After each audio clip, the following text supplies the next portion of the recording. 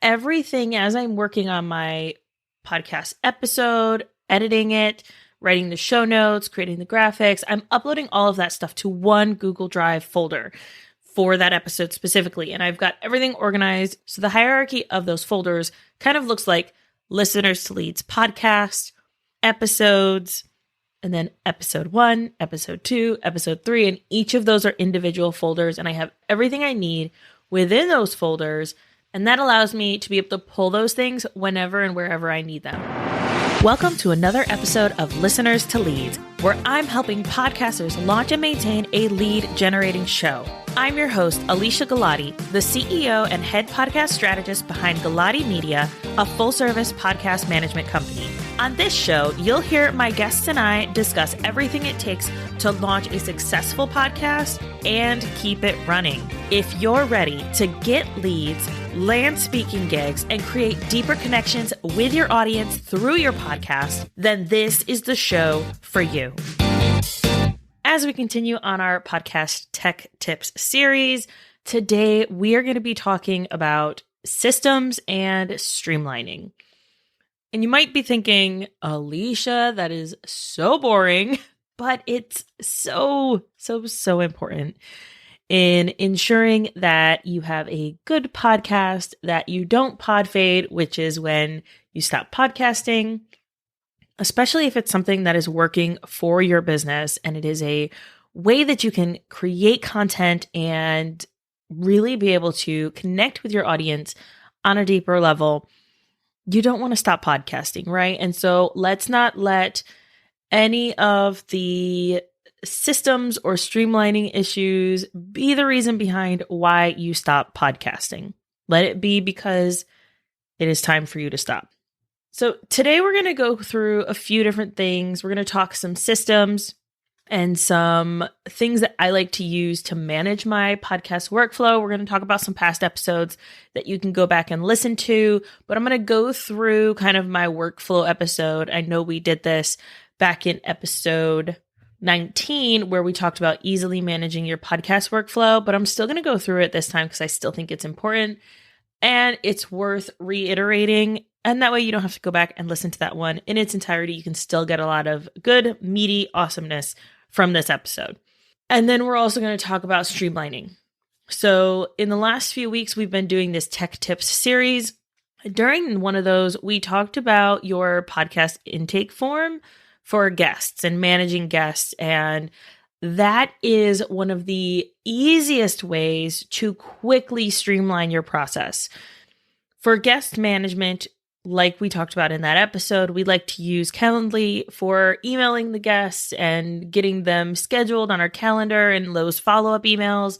We like to use ClickUp for creating a form, but feel free to use a Google form. And then you can go back and listen to that episode for exactly what should be in that Google form. But having some type of process and system in place is going to be key. So first, let's talk through a solo episode and the systems and streamlining that you'll need for that. And then we'll talk through a guest episode and the systems and streamlinings, any additional things that you might need for that as well. All right, so solo episodes first. What you'll need first in order to kind of keep your topics organized and your brain organized is some type of project management tool.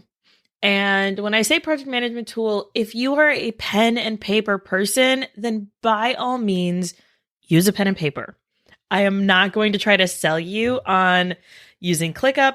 I've actually told plenty of people that I don't think they should use ClickUp. It is an extremely robust system. It works fantastic for my brain and the way that I like to see things. And it works really well for being able to keep my team on a cohesive plan moving forward and how we're going to manage our clients. Additionally to ClickUp, we also have a Google Sheet that has a production plan on it. So that way we can easily spot check if something doesn't show up on ClickUp, where are we, right? What is going on? Where are we? What's done? What's not? And it's a quick check-in for our team to be able to see. So I don't believe that there's one project management tool that fits all. I think that it's really up to you to be able to decide what is going to work for you. So finding a project management tool is going to help you be able to organize your thoughts for your podcast and plan out that content. So that way you kind of have an idea of what you're going to talk about, how you're going to get this information out to your audience, and maybe you break it down into a list of episodes, but at least you have it kind of somewhere that you can always go back to after you're done with your planning session. So planning that content is going to be really important, and having some type of system to put that in is going to help keep you organized. Next, you're going to want to create the content. So you're going to want to have some type of tool like Audacity, GarageBand. These are both free tools that you can use to record your podcast, and it's going to allow you to create that content, show up in a way that you can kind of see the audio and record your podcast episode. Next, you're going to want to edit your show. So when you're editing your show, and this is something that people typically will hire out for, but when you're editing your show, it's important that you keep in mind what it is that your values are around the quality of your show. If you feel like you want it to be high quality, then you're going to have to put a little more time and effort into it. So it might be worth investing in an editor or in investing in the time that it's going to take for you to edit it to the ability and capacity of what you want it to reflect. Next, you're going to want to write all the copy for your show. Now here, for the streamlining side, I like to have templates for everything. So when it comes to writing the copy for a show, I already have a pre-written template that I can just plug and play with what I want to have in those show notes. So it makes it really easy for me to listen to the podcast episode, edit it, and write those show notes pretty quickly as I'm editing it, because I'm already listening out for certain things and certain themes that are going to allow me to create really good show notes so that Google and my audience know exactly what this episode is going to be about. Next, I'm going to create the graphics for my show. When it comes to systems and streamlining, let's talk systems first for creating the graphics. I like to use Canva to create all my graphics, and I use their pro version to ensure that I kind of have all the things that I need and that I'm able to share them with my team as they take on more roles in the graphic side of the business. So that's really helpful to be able to house all of my graphics in one spot. And I feel like Canva is really good for anyone, whether you're a beginner or an advanced graphic designer, because they have great templates. They even have podcasting templates, which I absolutely love. They just make it so easy for you to plug and play. On the streamlining side, I have templated graphics for each client and for each podcast. So if I have a solo episode, I have a templated graphic set for that. And it's usually anywhere from 5 to 7 graphics per episode. So for solo episodes, I know I just need to replace the title and the episode number because I already have my face on all of the graphics and I'm not going to be changing those. That allows me to streamline it. So that way I don't feel like, oh no, I have to create new graphics every single week, or I'm not really sure. It just kind of keeps the cohesiveness of the brand together and allows people, when they see that graphic, they know exactly what it is about, which is it's about this podcast episode. Next, I'm going to upload everything to my podcast host. So the systems that I use for this is I use Google Drive and then folders within my Google Drive to ensure that everything is organized.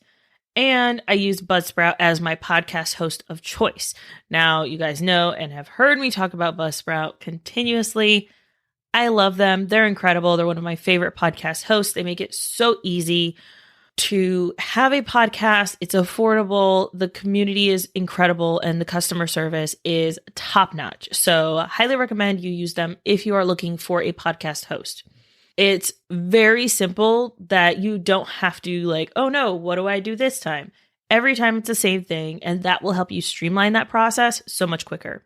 The reason that I mentioned the Google Drive before is that everything as I'm working on my podcast episode, editing it, writing the show notes, creating the graphics, I'm uploading all of that stuff to one Google Drive folder for that episode specifically. And I've got everything organized. So the hierarchy of those folders kind of looks like listeners to leads podcast, episodes, and then episode 1, episode 2, episode 3. And each of those are individual folders. And I have everything I need within those folders. And that allows me to be able to pull those things whenever and wherever I need them. So it doesn't matter if I'm working from one computer or the next, I can easily grab those. And my team can also upload those as they need to. So everything's in one spot. This allows that process to be streamlined for uploading everything for the podcast host. My next step in the process is going to be updating everything in my website with the new podcast episode content and then scheduling all those social media posts. So my team, as they are editing my show, they will write social media captions. I can easily pull those and schedule those as I have the graphics. So I already have the graphics. I already have the social content, and it makes it really easy to be able to just share those and schedule those using a social media scheduler. I can update everything on my website and just kind of grab those show notes that I already wrote that are really extensive and add those to my website without feeling like I need to add more. And yes, I can always go back and add more, but at least it's up there so Google can see it and it's better for SEO that way. All right, so that is the end of that kind of workflow process for a solo episode. Now we're going to talk through a guest episode. I'd like to also add in here that I do have a free podcast workflow training. I recently updated it in like the last 2 months. So it is an updated workshop and it'll go through each of the things that you're going to need during each of these phases of your podcast workflow and kind of like going through each process, what you're going to need in each one, how to get them done, and then maybe some additional things that maybe you're not thinking about as you walk through these different phases of planning all the way through to scheduling everything. Moving on to the guest workflow systems and streamlining. So as I said in the beginning, I like to use Calendly for my guest interviews and scheduling those.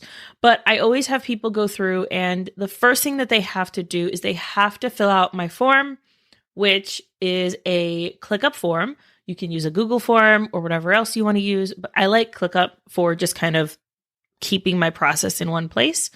So I have a ClickUp form, they fill that out, and then when I say yes, I would like them to be on my show, then my executive assistant sends them an email with the topic that I would like to discuss, as well as a link to book their interview. Once they've booked the interview, then Calendly automatically sends them emails on exactly how to show up to these podcast interviews. I love streamlining things like this.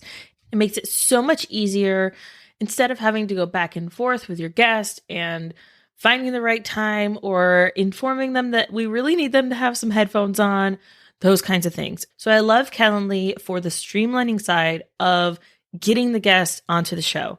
And then I usually book them for a 1 hour slot. That allows us to have enough time where at the beginning I can kind of prep them for the interview, get some rapport with them, and then afterwards get the interview actually recorded. It also allows me time after I'm done with the interview to be able to record the setup for the episode. So that way I know I'm still high on that great conversation. Vibes are good. We are going to talk about how exciting this is. And that way you feel and get that energy at the beginning before we even start the conversation. So as we're doing all of this, we're kind of keeping everything in our project management tool, just like we did for solo episodes. That allows us to be able to keep track of where we are, what episodes are coming up, maybe who we have that we want to talk to or still needs to schedule something, but it keeps us organized in a way that we don't have to stress about what episodes are coming out, and that way we don't pod fade. Next, going into editing your show. When it comes to interviews, you might want to go for a more natural approach. I find that works really well. And, right, I'm not going to say but, I'll say and.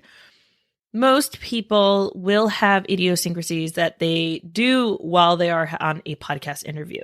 So they might say so a lot, or they might say a lot, and that's okay. So know that you might need to edit those out to make them sound more professional and to allow your audience to not get distracted by those little things.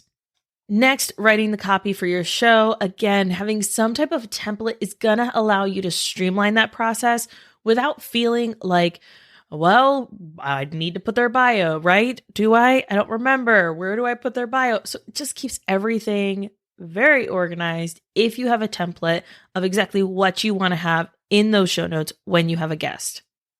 Next, you're going to create those graphics. Now, this is something where it's a little different than your solo episodes because your face is already in the solo ones. For this one, you're going to need to change the guest's headshot, because you should always have the guest headshot somewhere on those graphics, the episode number, and the title. Like we talked about in the guest intake form episode, that you have a spot for them to put their headshot and exactly how you want their headshot to be, whether it's from the waist up or landscape or portrait, whichever one works best for you. So once you've created those graphics and updated them, you can upload everything to your Google Drive like we were talking about before for those solo episodes, keeping everything in your systems and streamlining them. Next, upload everything to your podcast host. You already have everything in that Google Drive. You've already got everything you needed for the graphics. If you do an episode-specific graphic or whatever, then you already have those things done. So it makes that streamlining process so much easier and so much quicker instead of being like, oh, wait, I need this thing. Oh, wait, I need this thing. It makes it so much simpler, and all you need to do is grab what you need and then jump right in. The next one is to update your website and get all that episode content onto your website so that way you can share that link with your guest. And that's going to be that additional thing after you're done with your podcast episode, kind of workflow and regular stuff that you would for your solo. You're going to want to inform your guest that, hey, your episode is going live. Here are some graphics. Here's some copy that you can use. Thank you so much for being on my show. I so appreciate it. And then move on from there. Those are all of my systems and streamlining that I like to use for solo episodes and guest episodes. I hope this was helpful and allowed you to kind of see that there's more things that go into a podcast than maybe you originally thought if you're considering launching a podcast. If you're considering launching a podcast, you're going to want to stick around for the next episode. The next episode is a podcast launch tech tips. So it's going to go through a podcast launch checklist, the things that you're going to want to know, things you're going to want to need to kind of consider as you are launching a podcast episode. I'll see you over there. And thank you so much again for listening to this show. I really, really, really appreciate it. And I would love it if you sent me a DM on Instagram and let me know maybe how you're going to be shifting your current workflow to include one or two of these things.